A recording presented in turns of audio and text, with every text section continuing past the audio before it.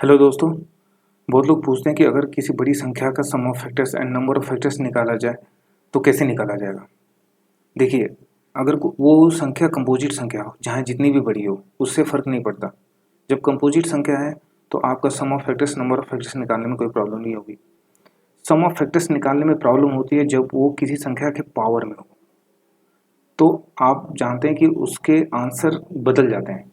ठीक है, आंसर तो आते ही हैं लेकिन उनके रूप बदल जाते हैं।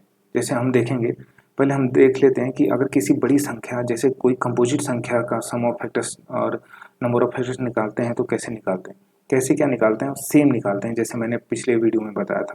फिर भी एक बार बता देता हूँ। जैसे ले लेते हैं कंपोजिट संख्या ले लेते हैं 540। देखिए, इसका गुणनखंड अब बस आपको करना आना चाहिए। गुणनखंड करोगे तो ये आएगा, 2 से जाएगा 2520 एंड ये होगा 1260 एंड ये हो जाएगा 630। 2 से ही जाएगा 315। अब ये 3 से जाएगा 305 एंड अगेन 3 एंड 5 5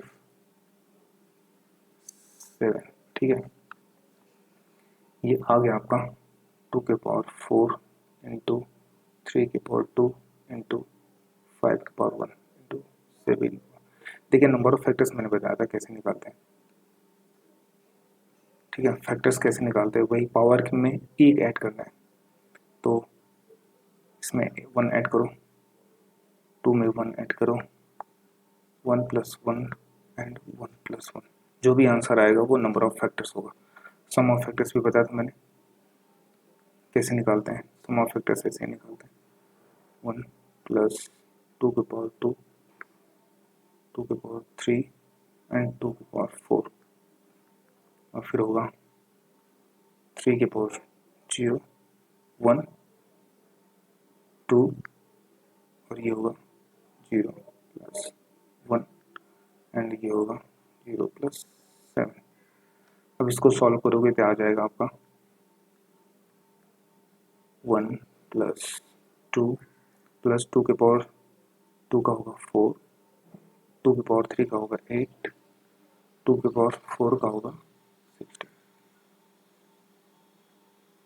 ये होगा 1 + 3 + 9, ये होगा 1 एंड 5, 6 हो जाएगा। ये 1 एंड 7, ये हो जाएगा 8। इसको सॉल्व कर दो, जो आएगा सम ऑफ फैक्टर्स होगा।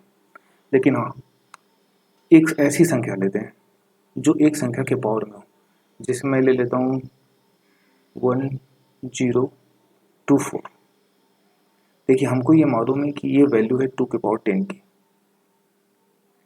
लेकिन ये बोल रहा है कि इसका सम ऑफ फैक्टर्स निकालो। तो कैसे निकालोगे सम ऑफ फैक्टर्स?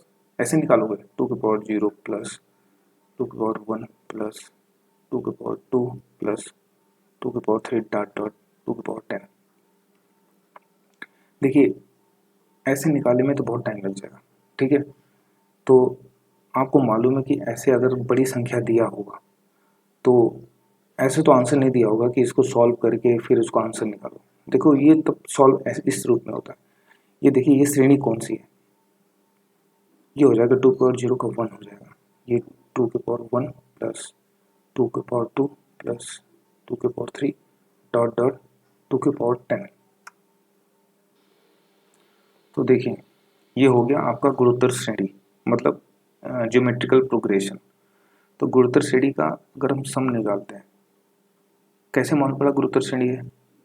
देखिए कि समान रेशियो है, ऐसा टर्म्स जिसमें जिसका अनुपात सेम हो, 2 टर्म्स, और सेम फैक्टर से इसमें मल्टीप्लाई हो या ये डिवाइड हो, तो इसे हम बोलते हैं गुणोत्तर श्रेणी।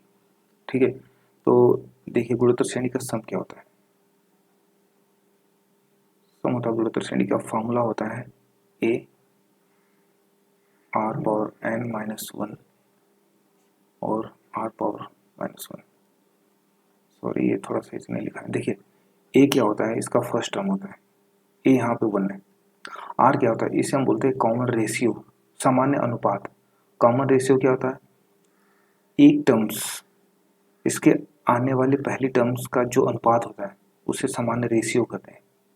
इसका सामान्य रेशियो क्या है, 2 है, 2 के पावर 1 होता है, 2 के पावर सामान्य रेशियो निकालते समय देखिए 2 के पावर 2 का हम लेंगे 2 इक्वल टू 2 आएगा।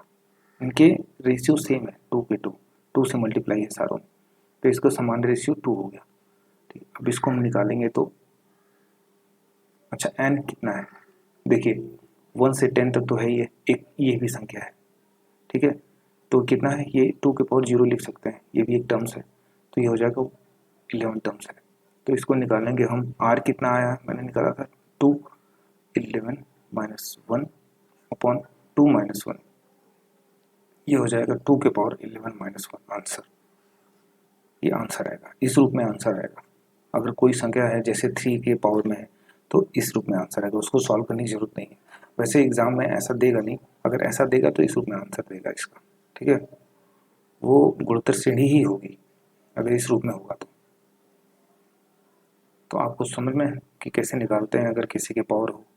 और कंपोजिट संख्या तो ऐसे ही निकालते हैं जैसे हम लोग निकालते हैं, बस उसका गुणनखंड कर देंगे, बट पावर में ऐसे निकालते हैं सम ऑफ फैक्टर्स। हाँ, नंबर ऑफ फैक्टर्स तो आराम से निकल, नंबर ऑफ फैक्टर्स का कितना होगा, बस 1 ऐड करेंगे 11, नंबर ऑफ फैक्टर्स 11 आ जाएगा, ठीक है, ओके।